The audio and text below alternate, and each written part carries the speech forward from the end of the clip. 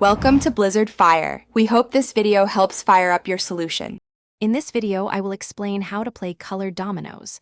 First, gather your colored domino set, typically with 91 tiles for a double 12 set, and find a flat surface.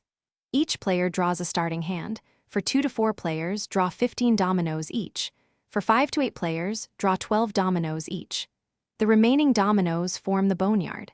The player with the highest double domino starts the game. On your turn, you must play one domino.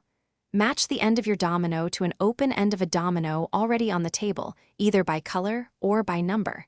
If you cannot make a play, you must draw one domino from the boneyard. If that domino can be played, you play it. If not, your turn ends. Double dominoes are played perpendicular to the chain and can be played on all 4 sides. A round ends when a player plays their last domino or when no one can make a play. Players then tally the pips on their remaining dominoes. The player who went out receives 0 points. All other players add the value of their unplayed dominoes to their score. The goal is to have the lowest score after a predetermined number of rounds, often 5 to 10 rounds, to win the game. Beyond the basic game, many exciting variations exist, such as Mexican Train, where players build their own train lines, or Chicken Foot, which uses a unique playing pattern. To improve your game, try to play your high-value dominoes early and strategically block your opponents.